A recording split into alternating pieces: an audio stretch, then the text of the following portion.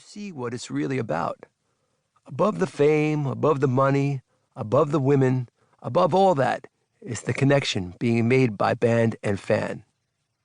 And we got it back, don't kid yourself. If you think fans like Frank and his pal Tom got off on us, the fact that they had that bright-eyed sense of wonder got us off in return. It made us think, this is what it's really about. I remember when I was a fan myself, I used to hang out and bug Stan Lee and his secretary Flo Steinberg at the Marvel Comics office, and Stan used to write me postcards saying, "You will do great things. Hang in there, true believer," and all that stuff. It was like a message from the gods to me as a little kid. I think the great ones never forget where they came from.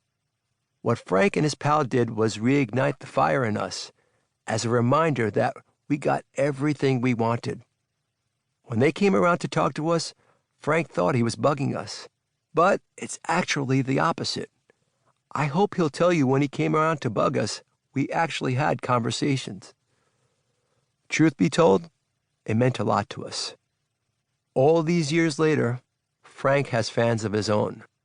For those of you out there who want to hear something fresh, put on your Anthrax records and turn the bass up, along with some high end so you can hear the actual notes that Frank plays.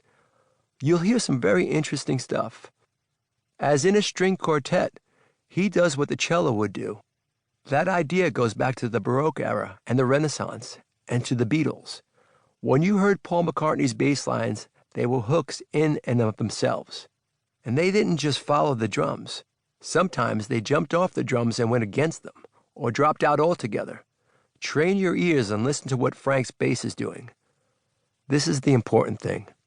When a little wide-eyed kid who wants to play bass comes up to Frank, I'm sure that Frank won't forget himself as a little wide-eyed kid too. I hope he takes the time to inspire that young fan, because in a very real way, life is about a relay race. You run the best race you can, and then right in front of you is someone who hasn't run the race yet. Pass the baton on as fast and as well as you can, and let them run their own race. Gene Simmons, 2021. Introduction. Welcome to this book. We're going to have a lot of fun together, believe me, but we're going to talk about some serious stuff too. I'm a happy guy, and I like to think I'm a funny one too. Don't we all? But there's an angry man inside me too. I don't like that guy. Say I'm driving somewhere with my wife Teresa, and some idiot cuts me off. I'll be instantly fucking raging and ready to kill that guy, and I'll start exhibiting all the signs of road rage. That's when Teresa will say, "Frank," in that wife tone. All wives have that wife tone, and thank God they do. I used to fight it and answer, "What?" But now I go, "You're right," because it makes no sense to get that angry. Where is it going to get you? In trouble.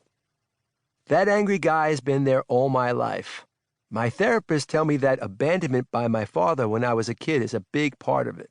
You might have been through some of that stuff yourself, and if so, the idea behind this book is to offer you ways to deal with the emotions caused by all that, like the rage I just talked about.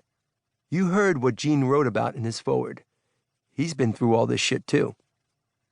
Why did I write this book now? Well, you get to a certain age and you start to reflect.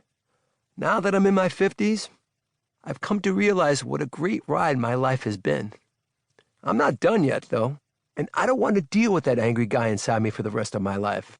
Enough is enough, and I don't want my son, Brandon, to suffer any negative consequences from it. That's the most important thing in my life, to be a great dad to Brandon, and to heal the anger that I feel. And you know what?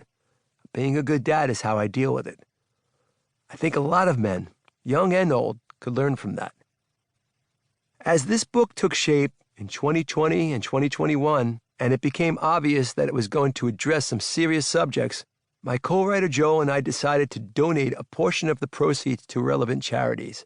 There are a ton of great, courageous organizations out there battling to raise awareness of the damage done when parents abandon their families. But these two particularly appeal to us. For the Children, forthechildren.org,